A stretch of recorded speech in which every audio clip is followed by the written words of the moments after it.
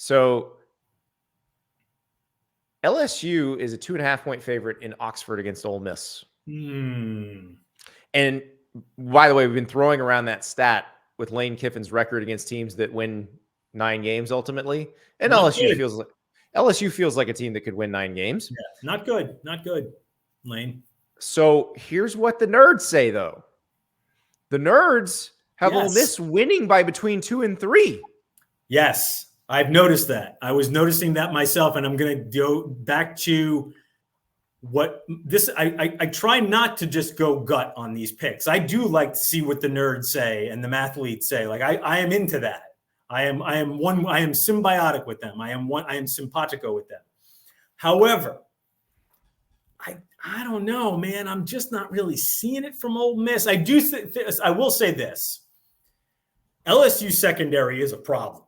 Like their secondary, it's a problem. Not in a good way. Not he's a problem. Not that. No, they are a problem, a liability. Yes. It is clearly going to be a problem. And I'm imagining that Jackson Dart and Lane can do some things to continue that being a problem for LSU. They haven't gotten their running game. I know Quinshon has been banged up a little bit, but he's averaging less than 4 yards a carry. Like something's not right there with Ole Miss.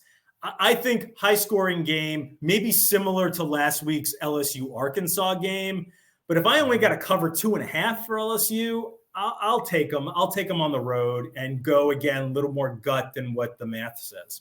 So here's where I'm a little nervous about this, where the nerds start to make sense. LSU averaged 6.5 yards a carry against Arkansas last week, and they were very explosive in the pass game. Can you guess what Alabama averaged per carry against Ole Miss? Alabama against Ole Miss was, I felt like it. I watched the game and I felt like Alabama was running the ball pretty well, but maybe they really weren't because Milroe actually had a sneaky, pretty good game. Right. 2.9 yards a carry. Yeah, that's interesting. I didn't realize that. They basically dared Milroe to beat them with his arm, which he did. He averaged 10.7 yards per throw. He had the bad interception right before the the really bad pick. Yeah, which was, if he dumps it down to the guy, that there were two receivers in the area. There was one that was sitting about the 3-yard line and one in the end zone. He just decided at the snap that he was throwing into the end zone, and that's a bad way to throw. So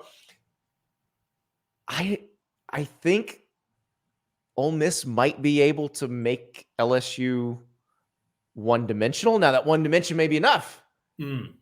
That one dimension may be enough to score a bunch of points on Ole Miss. Right. But the LSU secondary is also playing in this game, and we saw what Arkansas did to them. Yeah. So you're going to take the home dog.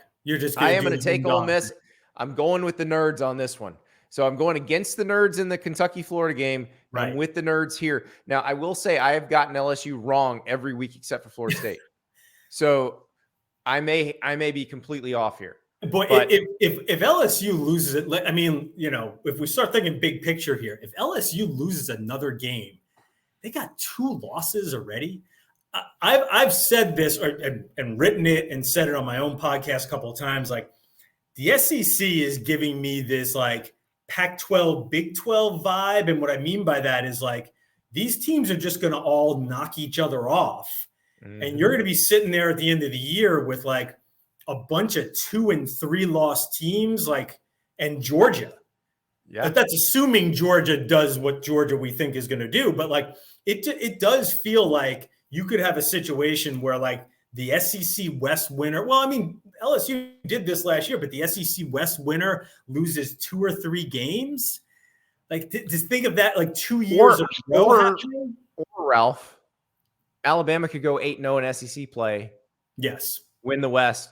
Like, that's that me. Feels like the more likely scenario to me. That's me. I think that the way I'm seeing this SEC West playing out, I think there's plenty of room for Alabama to get its act together. Right. Plenty of we're not even picking the Alabama-Mississippi State game because we know what's going to happen in the Alabama-Mississippi. The same thing always happens in the Alabama-Mississippi State. Will Mississippi State score 10? That's the big question. Right. Thank you so much for watching. Just a reminder, subscribe to this channel right here so you never miss an episode of Andy Staples on 3. And oh, by the way, watch all the other great videos on the On3 Sports YouTube channel.